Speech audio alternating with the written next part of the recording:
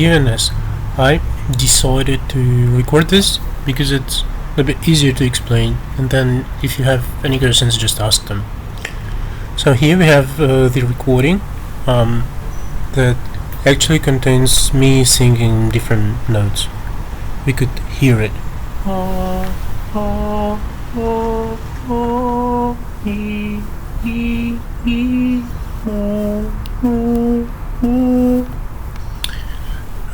As you possibly hear, there are different vowels, so it's A, E, and U.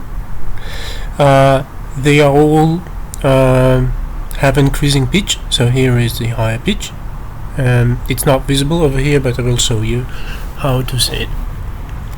So what you can see here we call formants, because we actually could zoom out. So here we have spectrogram settings. So if you zoom to something like this, oh no, just there, something like this, and here will be something like this. You will see that all these vowels have some effects on the upper part of this of the spectrum, but usually our analysis is restricted to 5 kilohertz. So over here. Another thing that is important, but it's not visible at all, is fundamental frequency. Fundamental frequency in this recording should be around 200 hertz or something, and we have a special function pitch that will show it. So this blue line are actually overlay the pitch contour, so fundamental frequency. And here you have different values. So here on the right side you have this scale. So it's from 75 hertz to 500 hertz. And you see that more or less it's increasing. So here is something stable, then some a little bit higher, a little bit higher. You could change scale in order to see it more clearly. It's also possible to see it actually on the spectrum. So let's go there. So here I have 75 hertz to 500 hertz. So I decided to have this kind of range. And since it's really bottom part of the spectrogram, it's really hard to see anything. So I need to change window length.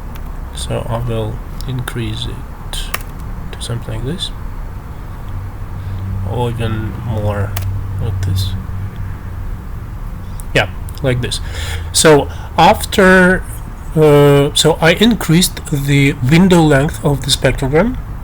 So then you could see these kind of lines that you over here on the bottom part of the spectrogram. So that where we get this information about fundamental frequency. So here is fundamental frequency, and here are some effects on the upper part. So let's go. Is it possible to zoom out? So we could go back to from 0 to 500 hertz. And you will see these formants, or harmonics. You usually call it harmonics. And what is important for human speech, I guess, is we actually divide everything into something that we call formant. So I will back to this view. This should be 35. So the idea is the when we have different vowels, we have different harmonics, and the idea that we call some intense part we call formant. So here, for instance, you see first formant.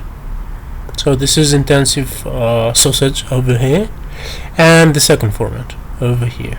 So E will have all the time will have this kind of effect. It will be have low F1 and high F2. When we have U, it's opposite. So both formants are at the bottom. So you see here first formant, it's really hard to see, but you see this white blank over here, white blank over here, and white blank over here.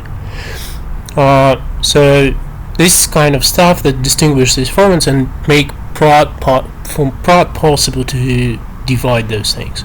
So here you see this is the second formant and this is the first formant.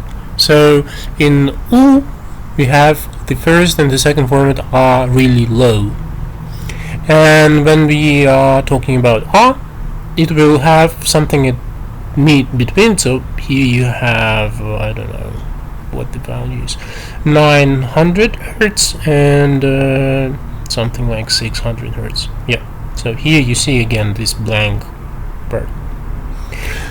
And this is the distinction. So pitch is about the height of the vowel, and the formant structure is about the color of the vowel. We call it color. So A, E, and U are actually something like opposite points. So this is the most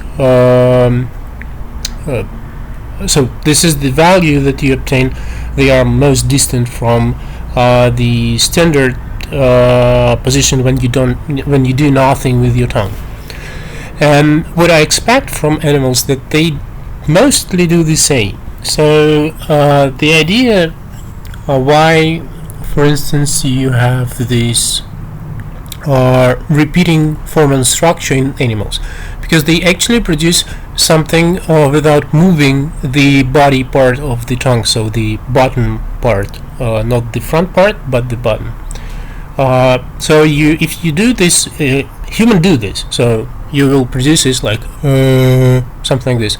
And if you look at the formant structure of sound, you will actually see this equal distance between different formants. So it will be around 500 Hertz, then 1500 Hertz, and then more and more and more. So it will be regular. And all vowels is just a little bit this difference. So it's the central part is U, and E is changing form of your vocal tract. So that how we explain a difference in vowel and difference in pitch in linguistics.